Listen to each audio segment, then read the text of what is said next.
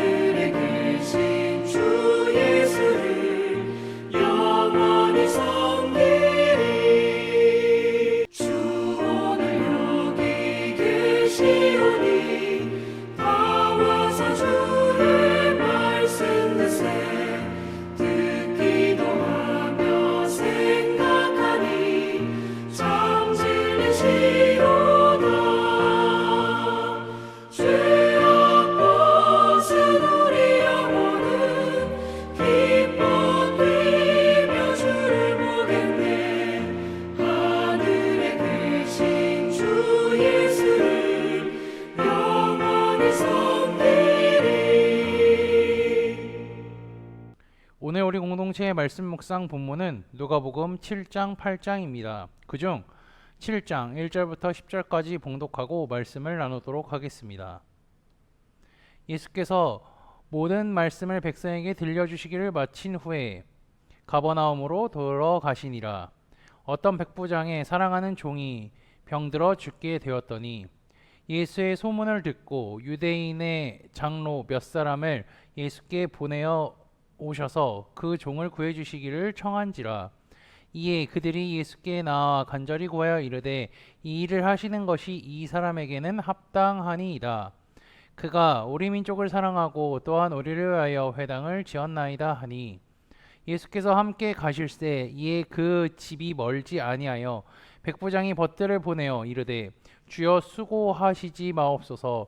내 집에 들어오심을 나는 감당하지 못하겠나이다.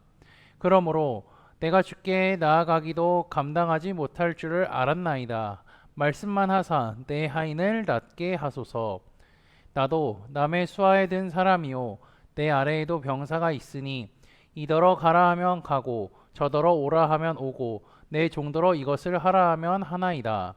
예수께서 들으시고 그를 놀랍게 여겨 돌이키사 따르는 무리에게 이르시되 내가 너희에게 이르노니 이스라엘 중에서도 이만한 믿음은 만나보지 못하였노라 하시더라.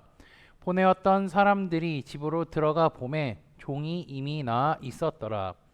아멘. 오늘 본문은요, 백부장의 하인을 치유하신 예수님에 대해 말씀을 나누도록 하겠습니다. 누가복음 6장에서는요, 예수님께서 제자들을 택하시고 원수를 사랑하라 가르치시고 말씀을 듣고 행하는 자, 행하지 아니하는 자에 대해서 가르침을 주셨죠. 예수님께서는 이 가르침을 다 마치신 후에 가버나움으로 장소를 이동하십니다. 그리고 이제 7장 2절에 보면요, 어떠한 백부장을 나옵니다. 네, 이 백부장은 어떤 사람이냐면 100명의 군대를 거느리는 사람으로서 로마 군인입니다. 이 사람은 로마군이잖아요. 이스라엘 백성들의 입장에서 볼 때에는요, 이방인일 뿐만 아니라 자신들의 나라를 통치하는 원수이기도 하죠. 예수님께서 6장에 원수를 사랑하라고 가르치자마자 7장에 바로 백부장 이야기가 등장합니다. 이로써 예수님께서는 자신이 가르쳤던 것을 직접 행동으로 실천하심을 보여주고 계시죠. 그리고요, 누가복음에서 이방인 군인에 대한 내용은 4장 27절에 보면 예수님께서 이제 수리아 사람 나아만을 직접 언급하신 것을 우리는 읽었었는데요. 이게 이제 백부장, 오늘 본문인 백부장까지 연결될 수가 있습니다. 오늘 본문인 7장 1절부터 10절과 그리고 나아만의 치료가 기록된 열왕기하 5장 1절에서 14절을 비교해 보면요, 흐름이 비슷한 것을 우리는 확인할 수가 있습니다. 게다가 누가복음 2장 30절에서 32절을 보면요, 아기 예수님을 보면서 시몬이 한 예언의 성취됨을 오늘 본문을 통해 확인할 수가 있습니다. 백부장은 자기 종의 치유를 위하여서 2번씩이나 예수님께 사람을 보냅니다. 이는 유대인들이 자신들의 정결 규례를 범할 수 있기 때문에 이방인의 집에 가는 것을 두려워하는 것에 대하여서 백부장이 배려한 것이라 할 수 있죠. 이처럼 백부장은요, 유대인들의 전통을 존중하면서 처신하는데요, 그에 반해 예수님은 이방인들과의 거리를 유지하는 유대인들의 정통에 얽매이지 않은 것을 우리는 또 확인할 수가 있습니다. 오히려 예수님은 어떻게 하죠? 그 소식을 듣자 바로 백부장의 집으로 갑니다. 예수님이 오신다는 얘기를 들은 백부장은요, 그분이 오시는 것을 감당하지 못하게 할 뿐더러 주께서 오시지 않고 말씀만 하시면 자신의 종이 나을 것이라 이야기하죠. 백부장은 자신이 천부장 밑에 소속되어 있는 사람이기도 하지만 100명을 거느리기도 한 사람이기 때문에 예수님께서는 전혀 오실 이유가 없다라고 말합니다. 이러한 얘기를 들은 예수님께서 한마디 말씀하시죠. 내가 너희에게 이르노니 이스라엘 중에서도 이만한 믿음은 만나보지 못하였노라 하시더라. 예수님께서는요, 다른 것을 칭찬하는 것이 아니라 그의 믿음을 칭찬합니다. 이것은 예수님께서 이방인들이 메시아의 구원의 대상에서 제외된 자들이 아니라 오히려 유대인들보다 더 적극적인 대상이 될 수 있음을 이야기하죠. 예수님은 유대인, 이방인, 어린아이, 노인 상관없이 누구든 다 구원의 대상입니다. 이러한 내용은요, 우리는 구약 성경에서도 확인할 수가 있습니다. 우리가 성경 공부를 하면서 배웠지만 여호수아 8장을 보면요, 아이성 전투가 끝난 후 에발산에서 율법을 낭독하며 하나님께 예배할 때에 어떤 사람들이 있었죠? 이스라엘 사람들도 있었고요, 이방인들도 같이 있었다라고 성경엔 기록하고 있습니다. 즉 하나님을 예배하는데 이방인도 함께 있었다는 것이 구약 성경에 기록되었다는 거죠. 그리고 그뿐 아니라 기본 사람들 얘기도 잘 알고 있지 않습니까? 기본 사람들이 나중에 어떻게 되죠? 하나님의 집을 위하여서 나무를 베고 물을 깃는 자가 되었다는 것도 배웠습니다. 게다가 여리고 성에 있던 라합과 그녀의 가족들 역시 구원을 받았고 하나님의 백성이 되었을 뿐 아니라 라합은 어떻게 했죠? 예수님의 족보의 이름에 들어가게 될 정도로 이방인인 여자가 구원을 받아서 예수님의 족보에 들어가게 된 것을 우리는 확인할 수가 있습니다.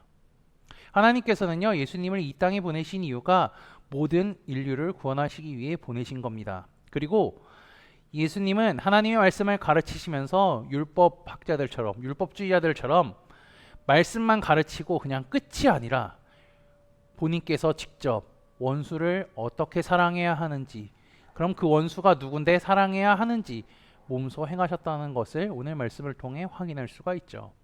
예수님께서는요, 죄인인 우리를 위해, 우리를 구원하시기 위해 이 땅에 오셨습니다. 그리고 그분이 하나님의 아들이심을 보여주셨죠. 유대인들은 자신들이 하나님께서 약속한 메시아가 자기 민족만 구원할 사람이라고 생각했지만 하나님은 온 인류를 위해 메시아이신 예수 그리스도를 보내셨고요, 하나님의 말씀을 다 이루셨습니다. 복음이 사도들과 제자들을 통해 온 세계에 뻗어나가서 우리에게까지 또 이르렀죠. 그리고 오늘 말씀을 통하여서 주님의 구원은요, 이 세상 모든 사람들에게 향하고 있음을 우리는 다시 한번 확인할 수가 있습니다. 날 구원하신 주님께 감사하며 오늘도 그 주님을 신실하고 진실되게 사랑하는 코너스톤 믿음의 형제 자매들이 되시기를 주님의 이름으로 축복합니다. 다 함께 찬송가 88장 찬양하시겠습니다.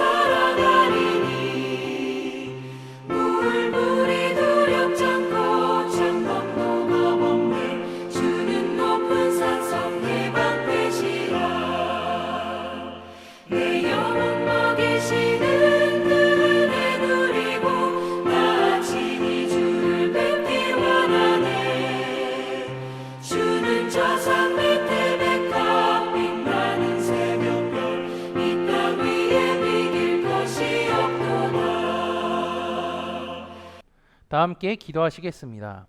오늘 하루도 말씀으로 하루를 시작하게 하심에 감사합니다.